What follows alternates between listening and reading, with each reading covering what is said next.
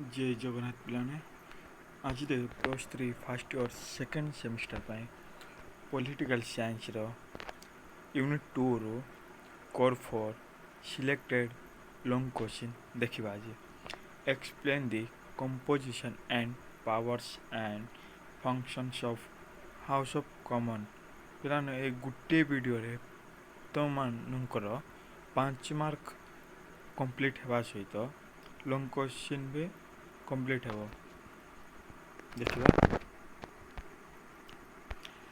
Common सभागृह the House of Commons common सभागृह the House of Commons हेउची British संसद निम्न और जनप्रिय सदन जहाँ संपूर्ण और प्रत्यक्ष भाव निर्वाचित होता है मीन्स यह गोटे ब्रिटिश संसदर निम्न और जनप्रिय सदन जहाँ संपूर्ण भाव में प्रत्यक्ष होइथिबो 1911 और 1949 संसदीय आईन बल यह सर्वराज और वास्तव सार्वभौम क्षमतार अधिकारी अटे।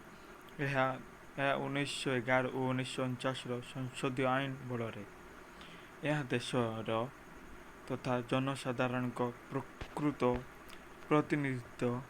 प्रतिनिधि और जनमतर प्रतिफलनकारी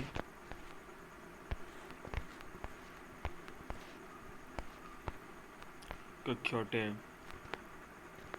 वेस्ट मिनिस्टर गोटे अच्छी माने गोटे स्थान वेस्ट मिनिस्टर ठारे अवस्थित संसद परिसर रे थिबा एक पारंपरिक वर्गाकार कोठागार बा बड़ कोठागार रे कॉमन सभागृह अवस्थित गोटे अच्छी से वर्गाकार से अवस्थित गृहर मुख्य प्रवेश द्वार ठारू उच्चर अवस्थित बाचस्पति आसन पर्यंत एक ओसारिया मझी रास्ता रही जहाँ सामना करी ताहार दुई पार्श्व रे पांचटी धाड़ी लेखाए आसन सज्जीकरण होइछि।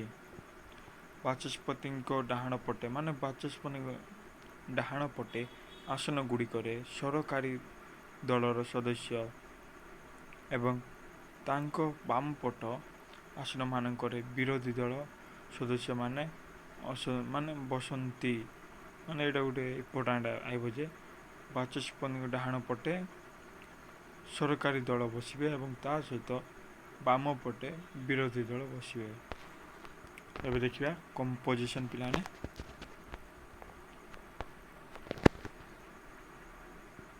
कॉमन सभागृह 650 जन सदस्य को नहीं गठित 1 मार्क ये आसब जो माने विभिन्न संसदीय निर्वाचन मंडली सर्वाधिक भोटर रे विजय होता योग्यता देखिबा क्वालिफिकेशंस ब्रिटिश संसदर सदस्य होगा निमंते प्रत्येक व्यक्ति ब्रिटेन नागरिक होइथिबे मान जेकोसी से ब्रिटेन नागरिक होते बासिंदा होता सहित तांको सर्वनिम्न 21 वर्ष होइथिबो। प्रत्येक वर्ष सर्वाधिक हेउथिबा निर्वाचन पंजिका रे तांकर नाम पंजीकृत होइथिबो। से जने विदेशी माने कौन चाकरी करि नथिबे कि माने एटी देखिया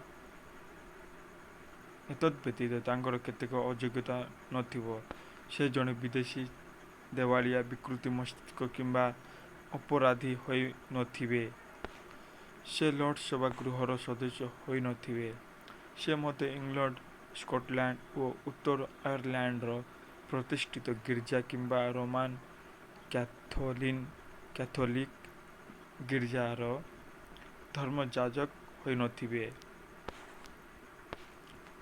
कार्यकाल कॉमन सभागृहर स्वाभाविक कार्यकाल 5 वर्ष पिलाने निर्वाचन पर तांकर प्रथम बैठक दिवस गणना करा जाए।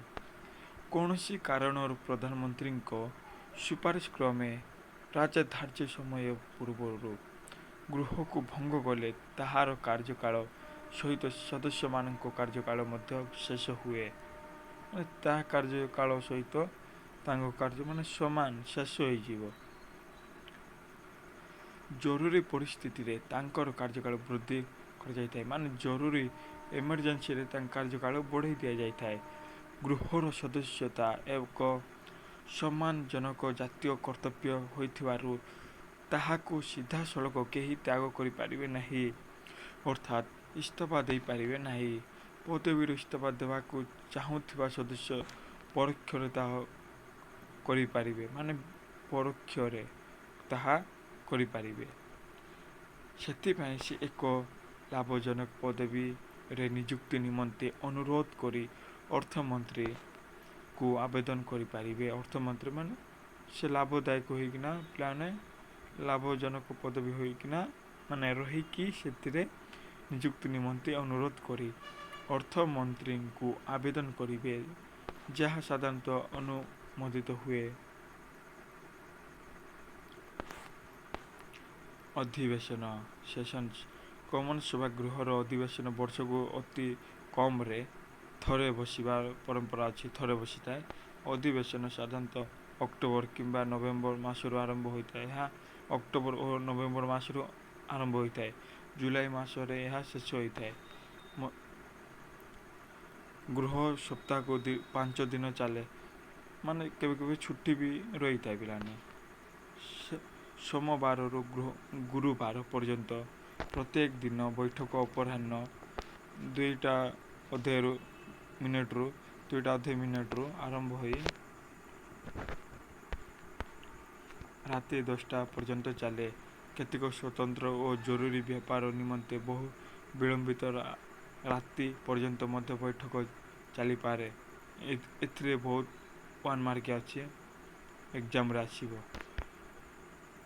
ଶୁକ୍ରବାର ମାନଙ୍କରେ ବୈଠକ ଅପରାହ୍ନ 11ଟାରେ ଆରମ୍ଭ ହୋଇ ଅପରାହ୍ନ 4:30 ଶେଷ ହୁଏ। ନ୍ୟୁନତମ ସଂଖ୍ୟା ବା କୋରମ ଗୃହର ବୈଠକ ଚାଲିବା ପାଇଁ ନ୍ୟୁନତମ ସଂଖ୍ୟା ବା ସର୍ବନିମ୍ନ ଉପସ୍ଥିତ ସଦସ୍ୟ ସଂଖ୍ୟା ହେଉଛି 40, ମାନେ କୋରମ ପାଇଁ ସର୍ବାଧିକ ସଂଖ୍ୟା ହେଲା 40। ସାଧାରଣତଃ ଏହା କୋରମ ନାମରେ ପରିଚିତ।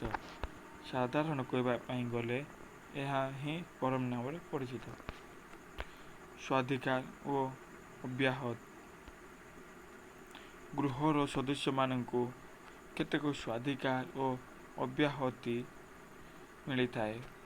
ଗୃହ ମଧ୍ୟରେ ବଚନ ଭାଷଣର ପୂର୍ଣ୍ଣ ସ୍ୱାଧୀନତା ପ୍ରତ୍ୟେକ ସଦସ୍ୟଙ୍କର ରହିଛି, ଯାହା ଉପରେ କୌଣସି ମୋକଦ୍ଦମା ବା ଆଇନଗତ କାର୍ଯ୍ୟାନୁଷ୍ଠାନ ହୋଇପାରିବ ନାହିଁ। ଗୃହର ଅଧିବେଶନ କାଳରେ ତା'ର 40 ଦିନ ପୂର୍ବରୁ ଓ 40 ଦିନ ପର ପର୍ଯ୍ୟନ୍ତ କୌଣସି ଦେୱାନୀ ମାମଲାରେ ସଦସ୍ୟମାନଙ୍କୁ ଗିରଫ କରାଯାଇପାରିବ ନାହିଁ।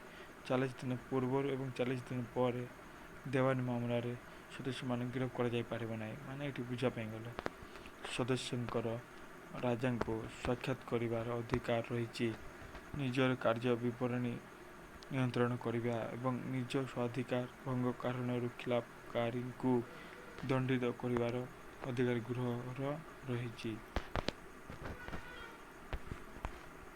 ଏବେ ଦେଖିବେ ପିଲାମାନେ powers and functions of house of commons.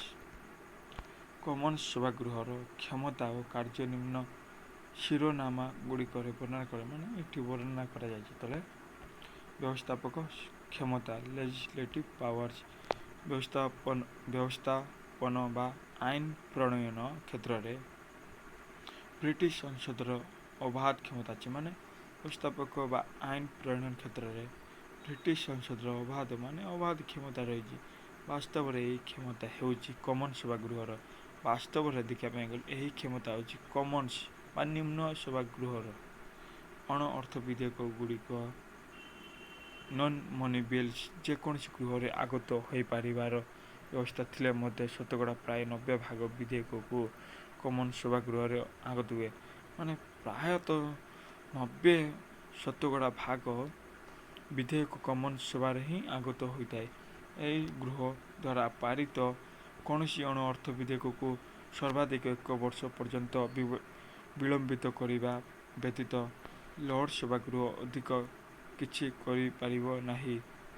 ଏ କ୍ଷେତ୍ରରେ ଲର୍ଡ଼ ସଭାଗୃହର ପ୍ରସ୍ତାବିତ ପରିବର୍ତ୍ତନ ଅଥବା ସୁପାରିଶକୁ କମନ୍ ସଭାଗୃହ ଗ୍ରହଣ କରିବା ପାଇଁ ବାଧ୍ୟ ନୁହେଁ।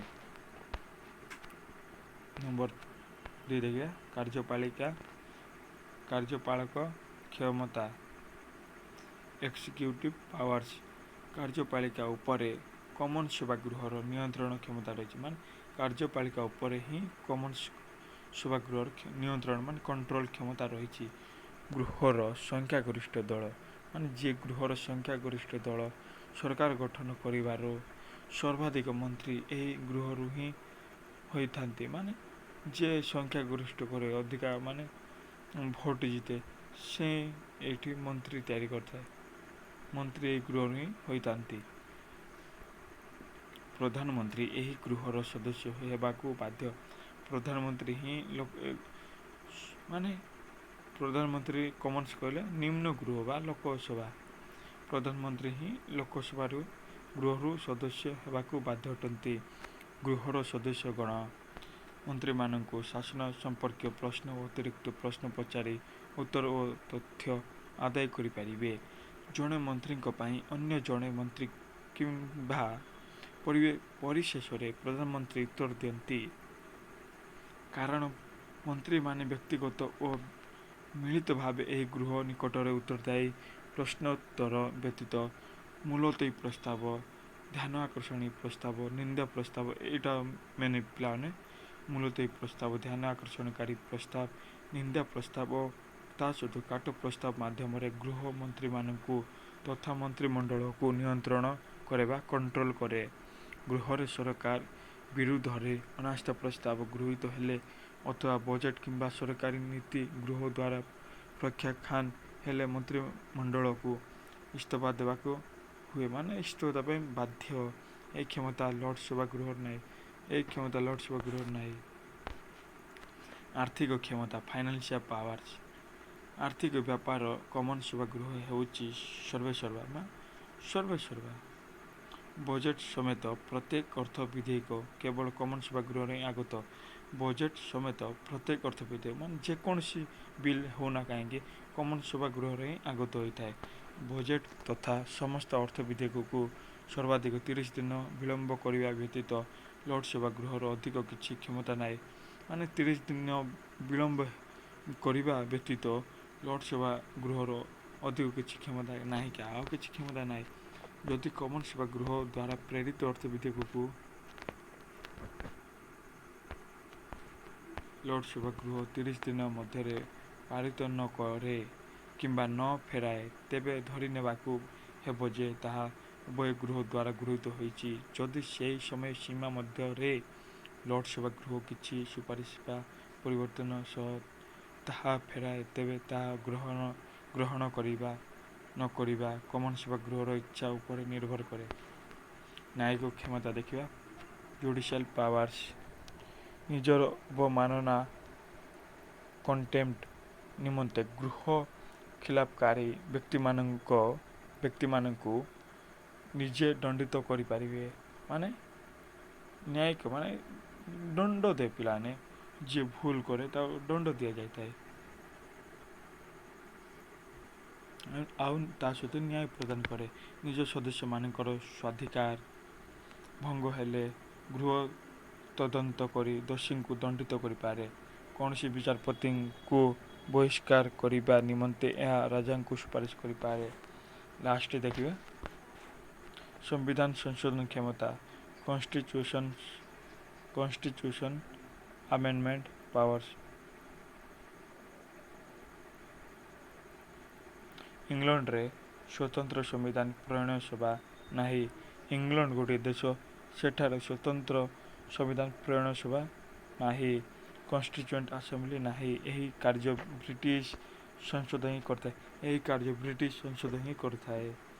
କୌଣସି ସାମ୍ବିଧାନିକ ଆଇନ ତିଆରି କରିବା ଅଥବା ତାହାର ସଂଶୋଧନ କରିବା କାର୍ଯ୍ୟ ସଂସଦ ଦ୍ୱାରା ହିଁ ହୋଇଥାଏ। ତେବେ ଏହା ସାଧାରଣ ଆଇନ ପ୍ରଣୟନ ପ୍ରକ୍ରିୟାରେ ହେଉଥିବାରୁ ଏଥିରେ କମନ୍ ସଭାଗୃହର ଭୂମିକା ଗୁରୁତ୍ୱପୂର୍ଣ୍ଣ ହୋଇଥାଏ। ପିଲାମାନେ ମୁଁ ଭାବୁଛି ଆପଣମାନେ ବୁଝିପାରିଥିବେ। ବହୁତ ମାନେ ଭିଡ଼ିଓଟି ବହୁତ ଲମ୍ବା ହେଲାଣି। ଏ ଭିଡ଼ିଓଟିକୁ ୱାଚ୍ କରିବା ସହିତ ଆପଣମାନଙ୍କର ସାଙ୍ଗମାନଙ୍କୁ ସେୟାର କରନ୍ତୁ। ଜୟ ଜଗନ୍ନାଥ।